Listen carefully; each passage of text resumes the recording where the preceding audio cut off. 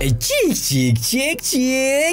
Oke guys, welcome back to Cakradiva Reinkarnasi dalam pembahasan alur cerita. Apalagi kalau bukan yang ditunggu-tunggu, Mang Oyen Battle Rock to Happen episode ke-103.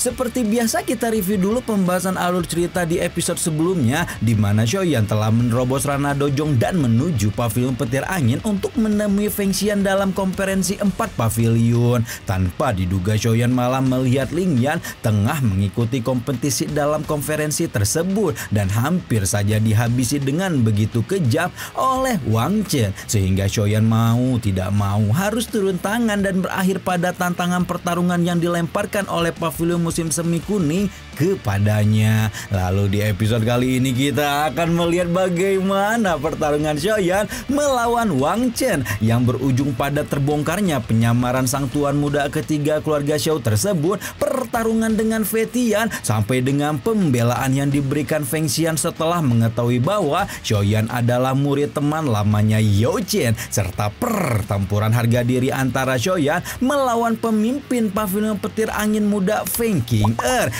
Dan sumpah episode 103 ini tuh penuh baku hantam, guys.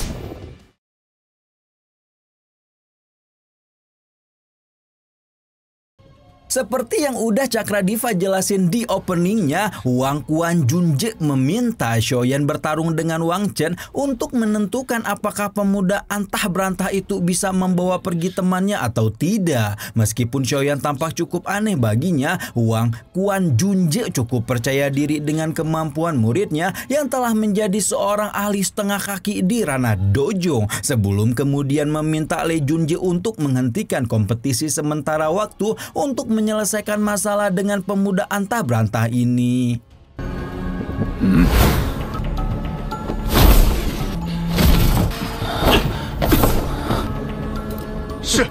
Wang Junje mengirimkan telepati kepada Wang Chen meminta muridnya untuk menyelesaikan masalah ini dengan baik, berhubung dia sendirilah yang memulainya. Singkat cerita, permintaan bertarung disetujui dan tidak berbeda dengan gurunya yang sombong dan sok keras itu. Wang Chen pun dengan penuh percaya diri berpikir bahwa dia pasti dapat menunjukkan betapa penderitaan yang didapatkan seseorang karena telah menyungging pavilion musim semi kuning. Dengan demikian, pertarungan antara Shoyan dan Wang Chen pun tidak terhindarkan lagi.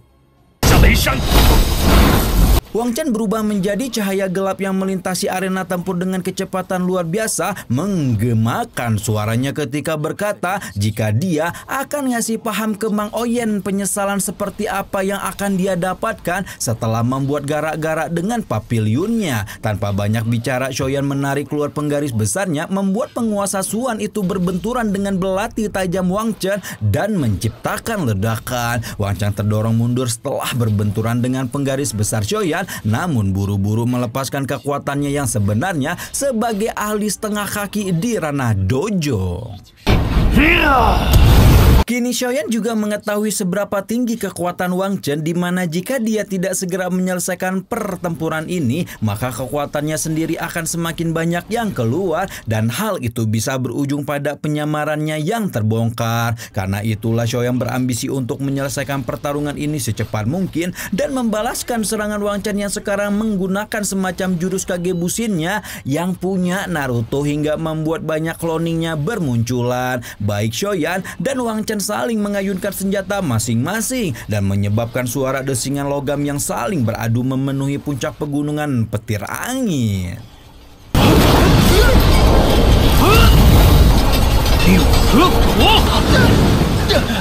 Pertandingan masih berlangsung dengan intens ketika Wang Chen menggunakan teknik tarian belati pengikis tulang dan langsung dibayar kontan, enggak pakai ngutang oleh Shoyan dengan aliran 6 penguasa yang mau tidak mau membuat Wang Chen terdorong mundur sambil terbagong-bagong setelah menyadari jika pemuda yang dia lawan saat ini adalah seorang Dojong. Fakta yang terungkap ini tidak hanya membuat Wang Chen terkejut, namun juga seluruh manusia yang memenuhi stadion petir angin, tidak terkecuali para para petinggi pavilion, murid-muridnya, dan juga Lin Yan. Meskipun mengetahui jika dia melawan seorang Dojong, kegilaan Wang Chen masih belum berhenti, di mana jenius pavilion Huang Quan itu justru menggunakan dua teknik rahasia pavilionnya untuk meningkatkan kekuatan.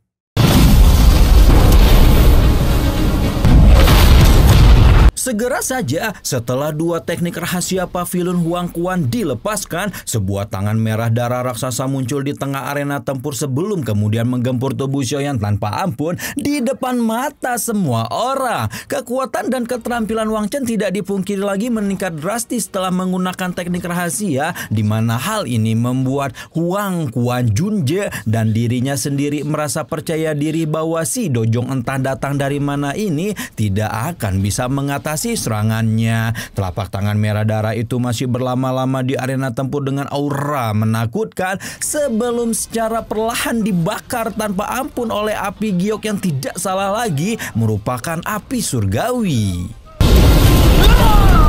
Ketika api surgawi meledak di arena tempur, Wang Chen dikirim terbang dengan begitu kejamnya sebelum kemudian dibakar sampai setengah hangus oleh benda dengan kekuatan penghancur terbesar di seluruh benua Doki tersebut. Wang Chen merasakan sakit luar biasa di sekujur tubuhnya sambil bertanya kebingungan kenapa hal seperti ini bisa terjadi. Namun bahkan seorang ahli setengah dojong tidak dapat menahan penghakiman dari api surgawi hingga akhirnya tergeletak tidak berdaya dan memicu kemarahan Huang Quan Junje ketika meminta murid-murid lain untuk membawa Wang Chen pergi.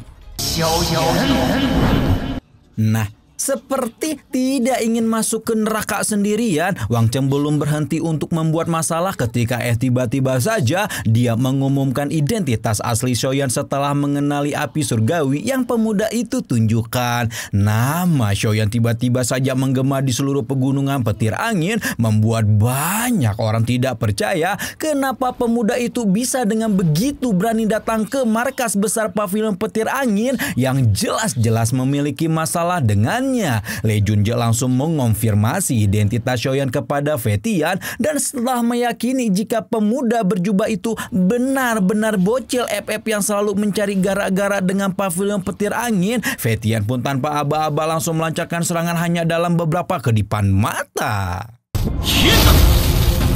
Lin Yan awalnya sudah siap banget bantuin Xiaoyan baku hantam kalau dibutuhkan, namun Xiaoyan segera mendorong si kapak gila pergi karena dia tahu Fetian bukanlah seseorang yang bisa dilawan olehnya bahkan dengan bantuan Lin Yan sekalipun. Tangan Fetian menembus tubuh Xiaoyan dengan begitu kejam sebelum kemudian menyadari bahwa apa yang dia tembus hanyalah bayangan, yang juga mengartikan betapa pemuda itu telah berkembang selama beberapa bulan termasuk berhasil mempraktekkan teknik ilusi petir ke tahap yang tidak terduga.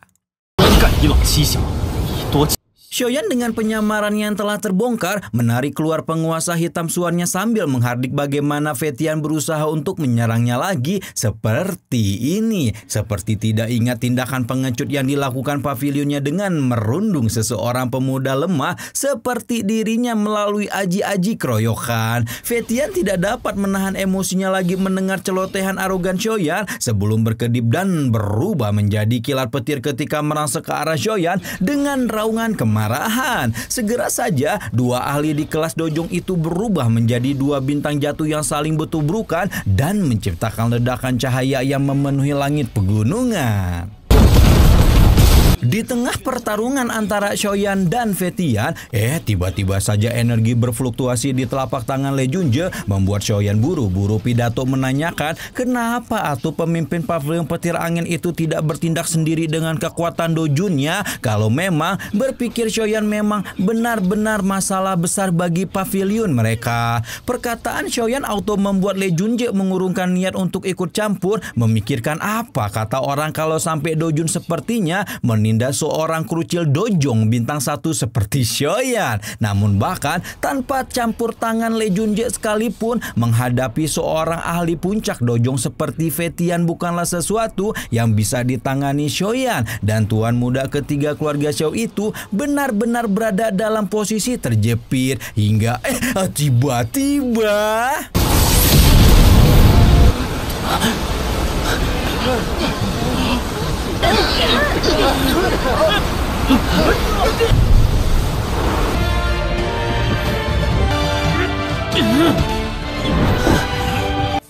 Tiba-tiba saja nggak ada angin, nggak ada hujan, pemimpin pavilion bintang jatuh siapa lagi kalau bukan Feng Xian berdiri dari tempat duduknya dengan ekspresi terkejut sebelum berkedip dan muncul di tengah arena ketika menghalau serangan tombak Fetian yang sebelumnya menghujam lurus ke arah Shoyan. Fetian meminta Feng Junje untuk tidak ikut campur urusan pavilion petir angin dan Shoyan, namun perkataan itu sama sekali tidak dihiraukan oleh Feng Xian yang buru-buru berbalik kepada Shoyan untuk menanyakan dari mana cincin hitam yang ada di jarinya dia dapatkan dan hubungan macam apa yang dimiliki oleh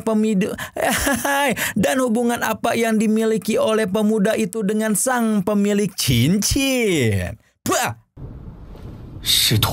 Feng Xian merasakan napasnya tercekat mendengar jawaban Shoyan, namun juga tidak bisa langsung bersikap impulsif dan meminta pemuda itu menunjukkan bukti jika memang si dia ini murid si pemilik cincin alias Abayolo. Shoyan menyentuh segel api di dahinya dan mengeluarkan api tulang dingin yang memang dikenali Feng Xian sebagai api surgawi yang telah menyelamatkan nyawanya di masa lalu, yang juga merupakan api milik sahabatnya Yao Chen. Tanpa mempedulikan sama sekali tatapan semua orang di sekelilingnya, Feng Xian malah update kondisi dan keberadaan Abah dan langsung menghela napas setelah mendengar jika kawan lamanya ini telah ditangkap oleh antek-antek Dajjal Aula Jiwa.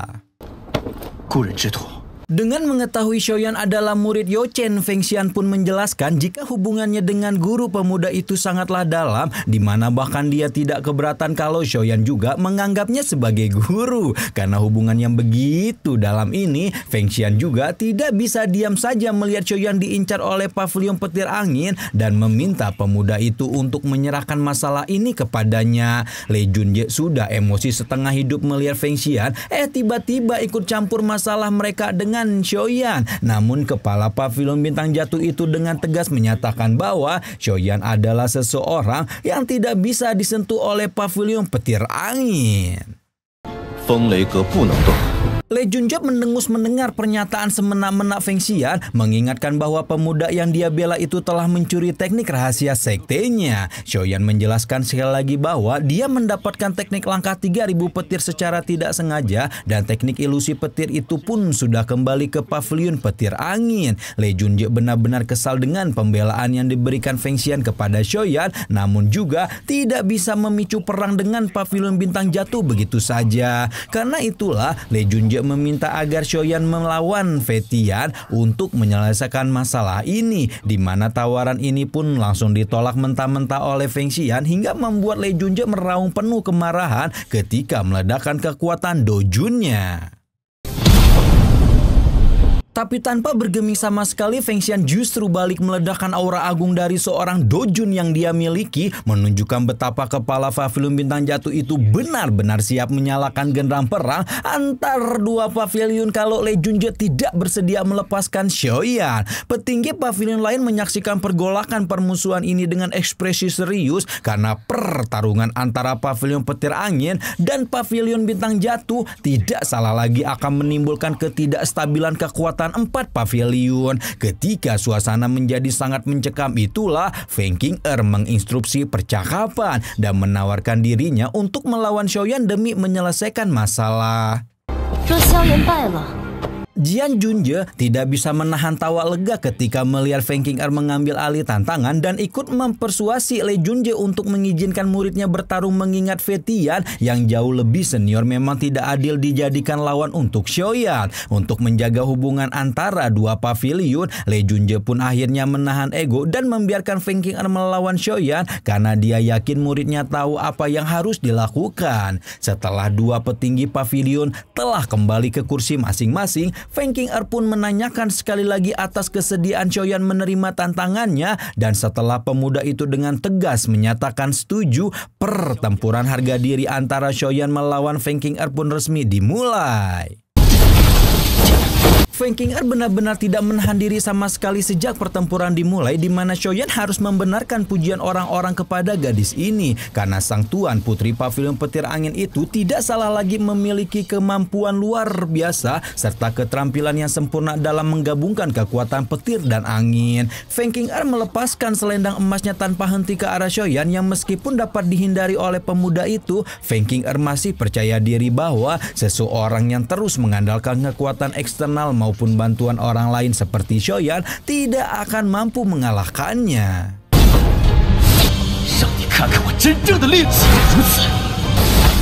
Xiaoyan tahu seberapa rendah dirinya di mata Feng Qing'er atau seberapa besar kebencian yang dimiliki jenius pavilion petir angin itu kepadanya. Namun Xiaoyan juga tidak bisa membiarkan gadis itu terus berbicara seenaknya dan memutuskan untuk menunjukkan kekuatannya yang sebenarnya. Sayangnya Feng Qing'er memang bukanlah ahli muda biasa, di mana gadis itu menggunakan teknik rahasia sukunya dan berhasil membuat Xiaoyan berada dalam tekanan luar biasa. Feng Xian sudah siap turun tangan kalau Xiaoyan berada dalam bahaya. Namun berusaha keras untuk menahan diri karena hal itu juga akan membuat Lei Junje FOMO dan memicu pertempuran yang sesungguhnya antara dua pavilion. Keadaan menjadi semakin dan semakin buruk bagi Xiaoyan, di mana semua orang termasuk juga Feng Qing'er berpikir jika pemuda itu telah diselesaikan oleh teknik rahasianya. Tapi ternyata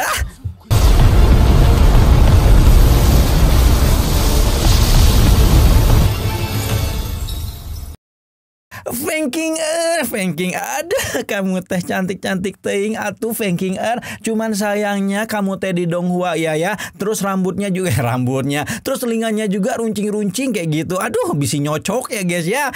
Dan akhirnya Feng Xian juga tahu nih identitas asli Xiaoyan yang ternyata murid dari sohibnya Abah Yolo. Gila, keren banget ya Feng Xian. Se-effort itu buat lindungin murid Abah. Nah, kira-kira Xiaoyan bisa nggak nih ngalahin Feng Qing'er untuk menyelesaikan masalah sama pavilion petir angin, dan apa yang akan dilakukan pavilion petir angin kalau jenis mudanya benar-benar kalah di tangan Xiaoyan? Tungguin atuh minggu depan ya. Rama di sini pamit, bye bye.